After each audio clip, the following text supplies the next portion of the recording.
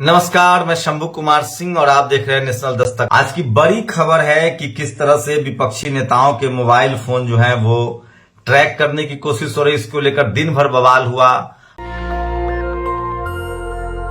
अरविंद केजरीवाल से पूछताछ हो रही है। इसको लेकर भी 2 तारीख को उनको बुलाया गया है। क्या उनकी गिरफ्तारी हो सकती है? ये भी सबसे बड़ी खबर है। लेकिन सोशल मीडिया पर जो आज सबसे ज्यादा चल रहा है वो खबर मैं आपको दिखाना चाहता हूं कि किस तरह से, सोचिए किस तरह से भूपेश बघेल जो है वो मुख्यमंत्री हैं और अब लगभग साफ हो गया है कि पत्रकारों के लेकर तमाम लोगों को समझ में आ गया है कि ये लोग बीजेपी के प्रवक्ता हैं। और इंडिया टीवी के सौरभ शर्मा को साफ साफ भूपेश बघेल ने कहा कि तुम सवाल पूछो यार, तुम पत्रकार हो, क्या बीजेपी के प्रवक्ता जैसे हालात कर रहे हो। तो ये सबसे बड़ी खबर है। उससे पहले एक बड़ी खबर आपको बता दूं, इजराइल फिलिस्तीन युद्ध में अपडेट है कि यमन ने युद्ध में शामिल होने का ऐलान कर दिया है और इस तरह से मिसाइलों की तैनाती भी उसने शुरू कर दी है, जो मैं आपको बता रहा हूं। तो ये सबसे बड़ी खबर है। उसके बाद दूसरी सबसे बड़ी खबर है, मैं चाहता हूं मैं आपको वीडियो दिखाऊं किस तरह से भूपेश बघेल ने लपेट दिया सौरभ शर्मा को। ये देखिए, एक आरोप, एक जो आप वादा करके आए थे 18 के, उनके तरफ आरोप। आप कुछ पूछो यार। सर आरोपी है हमने, मतलब उसके मतलब तो आपसे वही आरोप पूछ सकता हूँ ना जो पब्लिक डोमेन में आरोप लगाते हैं। आप अपने तरफ से कुछ बात करो। भाजपा के प्रवक्ता के बात मत, उसके आरोप मत बोलो, आप अपने बोलो ना। अच्छा, आप सरकार में तो आप पर आरोप कौन लगाएगा? आप लगाओ ना, आप पत्रकार हो, आप लगा सकते हैं, मुझसे सवाल पूछ सकते हैं। बिल्कुल लगा सकते हैं। तो वही करिए, सवाल पूछिए मुझसे। लेकिन प्रवक्ता वाली क्या बात है भाई? आपसे अगर नहीं, आपने लगातार कहा भाजपा ने आरोप लगा, भाजपा ने आरोप लगा, भाजपा ने आरोप लगा। आप सवाल पूछो, मैं जवाब दूंगा आपको। ये ठीक, प्रवक्ता कहना ठीक नहीं था आपका। अब और इसके बाद सवालों का भी शानदार जवाब दिया। तो सोचिए, ये ऐसे करके इस देश के जो मनु मीडिया है वो दलित पिछड़े नेताओं को कैसे ट्रोल करते हैं। उनसे निपटने का यही एक रास्ता है कि उनसे कहिए कि तुम सवाल पूछो। एक तो इनका बॉयकॉट भी कर सकते हैं, नहीं जाना चाहिए। और सोचिए, और ये जो मनुवादी होते हैं वो किस तरह की कॉन्स्पिरेसी रचते हैं वो सुनिए।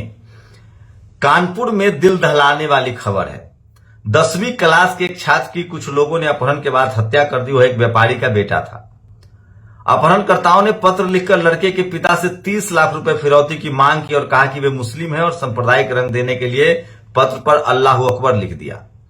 पुलिस की जांच के बाद पता चला कि उसकी हत्या उसी को कोचिंग सेंटर में पढ़ने वाली टीचर और उसके मंगेतर ने की थी, जो मुस्लिम नहीं हिंदू है। शिक्षिका का नाम रचिता शुक्ला और उसके मंगेतर का नाम प्रभात शुक्ला है। और सोचिए, मुसलमानों को बदनाम करने के लिए इसी तरह से इस देश में जो शुक्ला है ये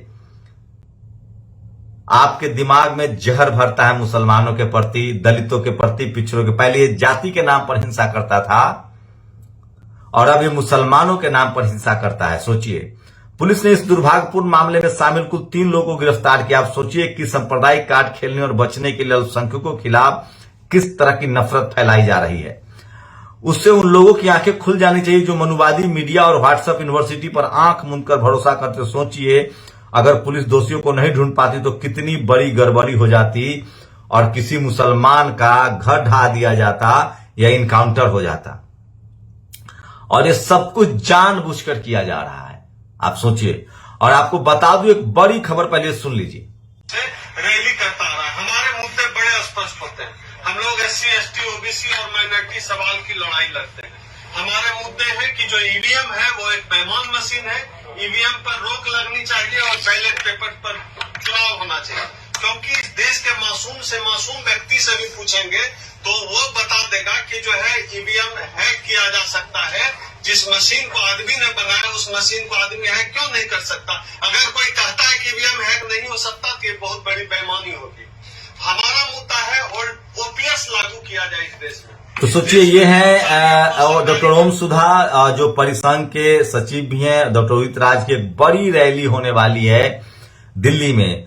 तो अगर आप SC, ST, OBC अल्पसंख्यक समाज के हक अधिकार, संवैधानिक अधिकारों के प्रति सजग हैं तो आप चाहें तो 5 नवंबर को दिल्ली के रामलीला मैदान में जाकर इस रैली में शामिल हो सकते हैं। डॉक्टर ओम सुधा, डॉक्टर उदित राज के नेतृत्व में बड़ी रैली होने जा रही है जिसमें reservation, social justice, SC, ST, OBC के संवैधानिक अधिकारों के लिए बड़ी रैली है जिसको लेकर ये बड़ा प्रदर्शन हो रहा है। सुमित चौहान ने एक ट्वीट किया है, द वीक के एडिटर हैं, दिल्ली के एलएनजेपी अस्पताल का हाल।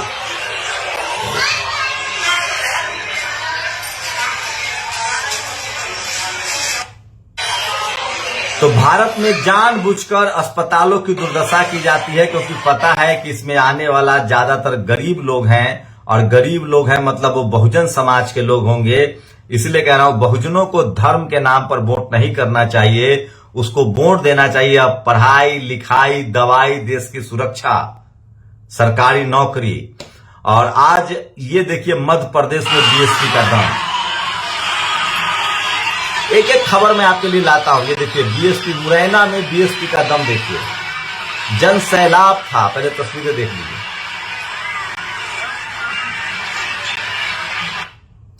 तो जितनी सामाजिक चेतना बहुजनों में, एससी समाज में है, अगर इतनी ही सामाजिक चेतना ओबीसी के लोगों में आ जाए तो एससी, ओबीसी और एसटी मिलके अकेले अपनी सरकार बना लेंगे, अल्पसंख्यक मिलके, किसी की दरकार नहीं पड़ेगी। तो सोचिए, और ये लोग जो शुक्ला होकर मर्डर करते हैं और अल्लाह अकबर लिखते हैं, इनकी भी दाल नहीं गलेगी।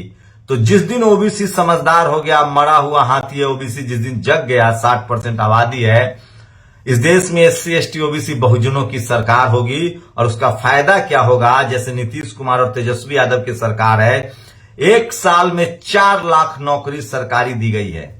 सिर्फ एससी एसटी ओबीसी को मिला है, उसके पास 49% जाएगा, 49.5%, 51% सवर्ण लोगों को नौकरी मिलेगी।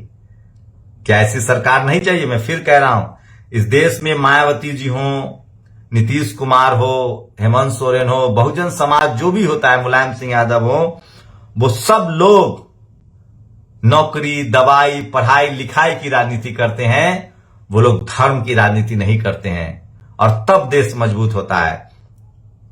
दिलीप मंडल ने एक बड़ा कमेंट किया है भारत के जुडिशियल सिस्टम पर, जहां हाई कोर्ट, सुप्रीम कोर्ट में जाति देखकर जजों की भर्ती होती है, एग्जाम नहीं होता है, कोलेजियम है। ये कहना गलत है कि भारतीय कोर्ट सुस्त, निकम्मा और निठल्ला है। वह सिर्फ गरीबों, ग्रामीणों और वंचित जातियों के लिए सुस्त, निठल्ला और ढीला है। वहीं वह चुने हुए मामलों में बेहद तेज और फराटेदार है। राघव चड्ढा के सरकारी मकान केस में यह हुआ। अब महुआ मोइत्रा के कुत्ते और उनके तथाकथित मानहानि और अपमान के मामले की तेजी देखिए।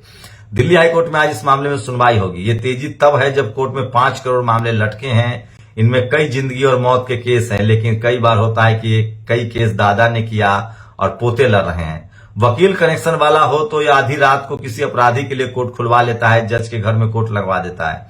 दिल्ली का वकील माफिया सुप्रीम कोर्ट समेत सभी बड़े कोर्ट को कंट्रोल करता है। इस माफिया में 100 के आसपास वकील है। इनके केस मक्खन पर चाकू की तरह चलते हैं। वकील और जज के परिवार अक्सर दोस्ती या रिश्तेदारी तथा जाति से जुड़े होते हैं। वे अपने कनेक्शन अगली पीढ़ी को वैसे ट्रांसफर करते हैं जिस तरह मकान या गाड़ी।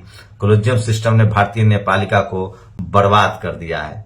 तो सोचिए, ये स्थिति है इस देश में, ये सच्चाई है, और ये दिलीप मंडल ही लिख सकता है, कोई और नहीं लिखेगा। इसलिए मैं कह रहा हूं कि सोशल मीडिया ही सच्चा मीडिया है, सोशल मीडिया ही बहुजन मीडिया है, और इस तरह का सिस्टम चलता है। और एक खुशी की खबर है, ये तस्वीरें देखिए, कोई नहीं बताएगा आपको। झारखंड महिला एशियन चैंपियंस ट्रॉफी 2023 में लगातार चौथी जीत के लिए टीम इंडिया को अनेक अनेक बधाई, शुभकामनाएं और जोहार।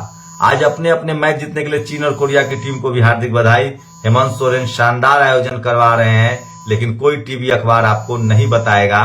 तो ये आज की तमाम बड़ी खबरें थी जो सोशल मीडिया पर जो आज वायरल है, और ये तस्वीरें ग्लोबली वायरल है। देखिए, Israel is real terrorist country. मैं फिर कह रहा हूं, एक वर्ल्ड वॉर की शुरुआत हो गई है, और लगभग इजराइल अलग थलग पड़ गया है।